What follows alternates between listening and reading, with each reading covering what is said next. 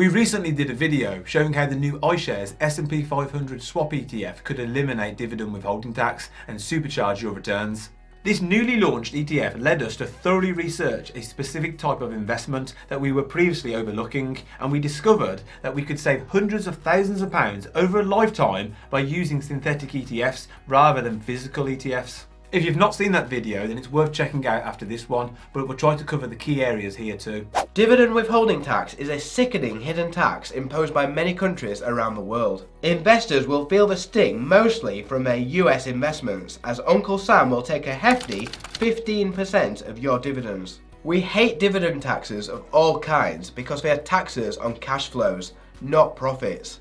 You may receive a dividend of say 3% and get taxed. But if the value of your investments had fallen by say 20%, you would be sitting on large losses and yet still be paying taxes. Not right at all. Anyway, US withholding tax is the most important and the one you should focus on eliminating first where possible, because it is highly likely that US investments make up the bulk of your portfolio. A world fund based on market capitalization will hold about 55% of the portfolio in the US, so it's clear you want to tackle US withholding tax first.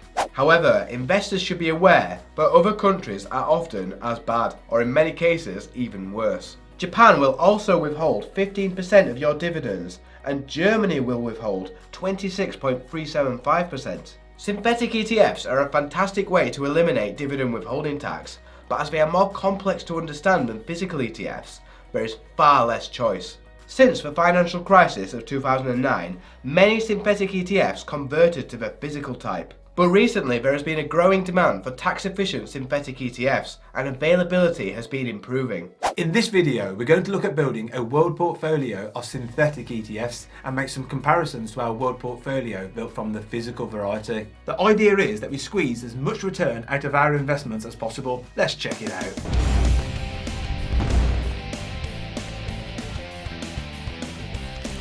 Welcome to MoneyUnshackled.com, the investment and finance channel and website that sets you and your finances free. That was Andy and I'm Ben, and if you like what we say, hit the like button and click subscribe.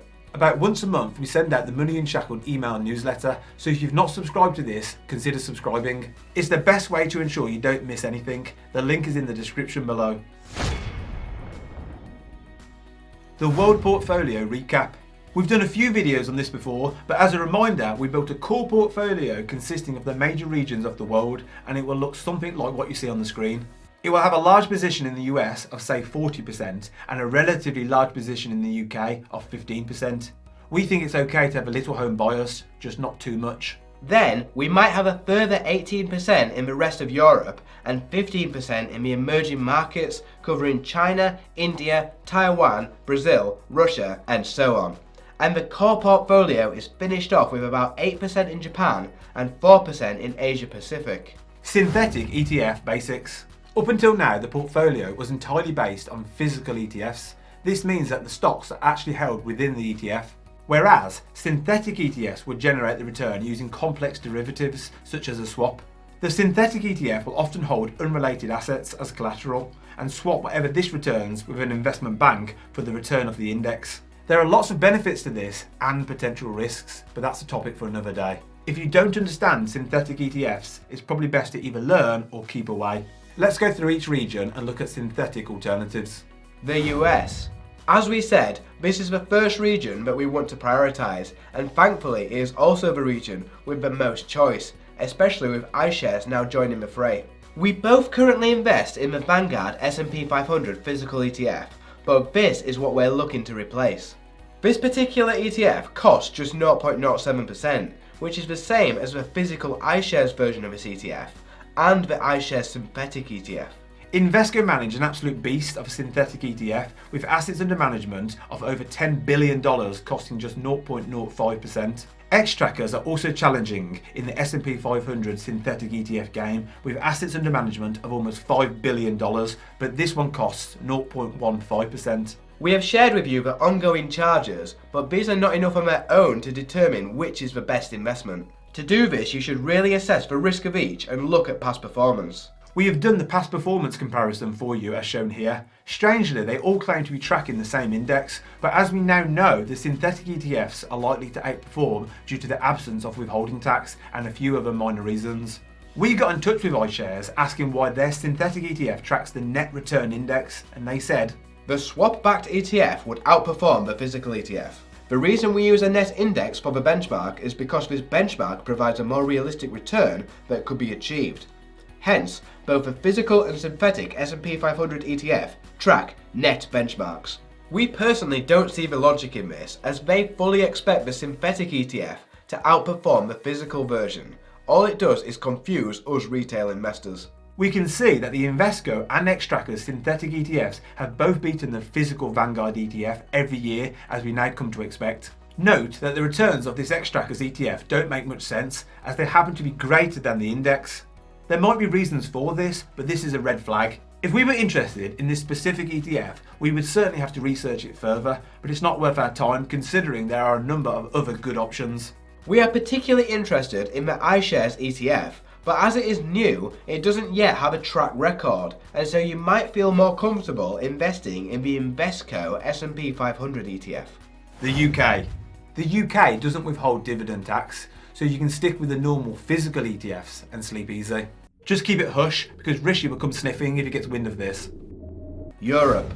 Our preferred approach is to invest in a dedicated UK ETF, and then in a Europe excluding UK ETF for the control and flexibility that this combo provides. Unfortunately, there is very limited choice in the Europe ex-UK synthetic arena. There is a synthetic offering by Invesco, ticker MXUK, but the OCF is 0.20%. The Vanguard fund that we invest in costs just 0.10%, so the benefit of avoiding withholding tax with Invesco will be somewhat diminished by the increased charge.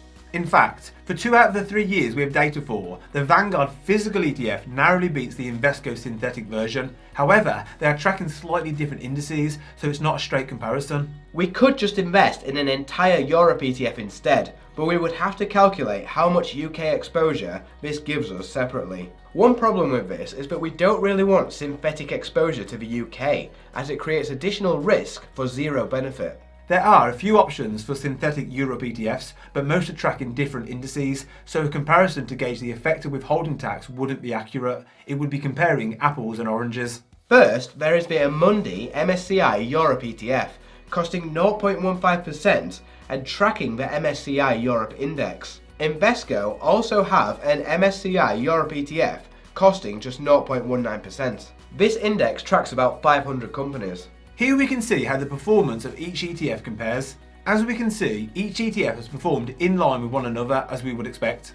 In this example, there is no noticeable benefit from using synthetic ETFs for our European exposure, but in theory the withholding tax benefit would shine through if we were able to compare a physical and synthetic ETF tracking the same index.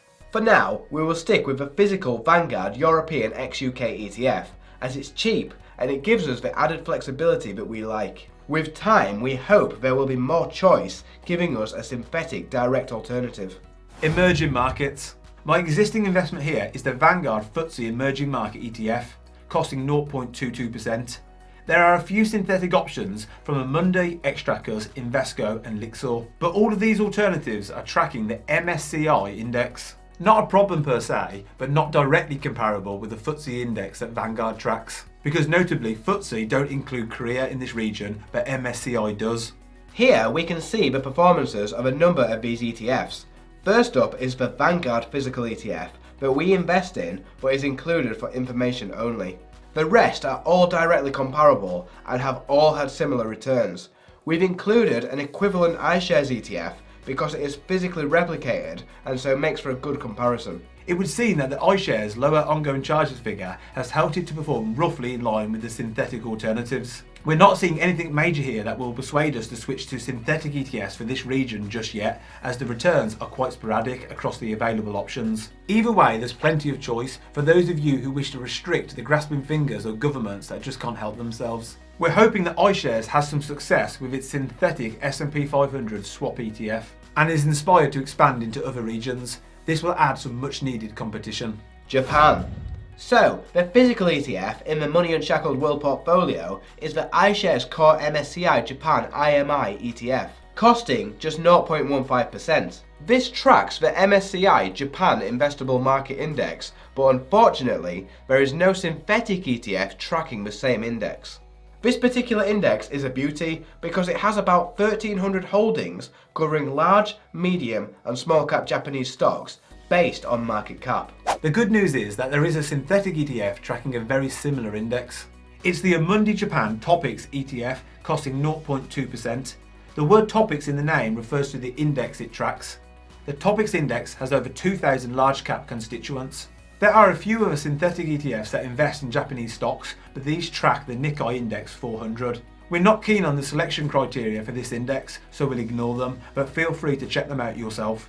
If we compare the performances of the two ETFs we've talked about, we can see that the iShares Physical ETF has smashed the Amundi synthetic one. This will be entirely due to the different indexes being tracked, so investing just to eliminate withholding tax would have been counterproductive. Of course, future returns could be very different. Asia Pacific. From our research, we didn't come across any synthetic Asia Pacific ETFs. JustETF.com was giving us these, but these are Asia emerging markets, China, Taiwan, India, Thailand, etc.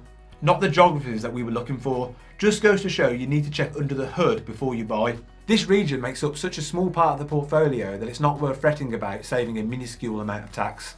The world. If you've made it this far, you might be thinking, this is a ball ache, there must be an easier way. Well, you could just opt for a single synthetic world ETF, but the only ones available seem to be tracking the MSCI World Index, which oddly seems to think that emerging markets are not in the world. Therefore, you would miss out on countries like China. Not really a world ETF if you have big hitters like China missing. A workaround could be to buy one of these and then to supplement it with an emerging market ETF. However, we personally don't fancy having the entirety or even just the majority of our portfolios in one synthetic ETF. A benefit of building a regional based portfolio using multiple ETFs, as we have done in this video, is that the counterparty risk is more widely spread, as it's unlikely that the same counterparty is used across all of them. ETF not available on your platform. If you've got to this stage and you're ready to invest, you might find that some of these ETFs are not available on your platform. The first thing you can do is just contact your investment platform, as they may just need to activate it. This is exactly what we did with Interactive Investor, and hopefully the iShares S&P 500 Swap ETF will become available on this platform soon as a result. Use your ISA.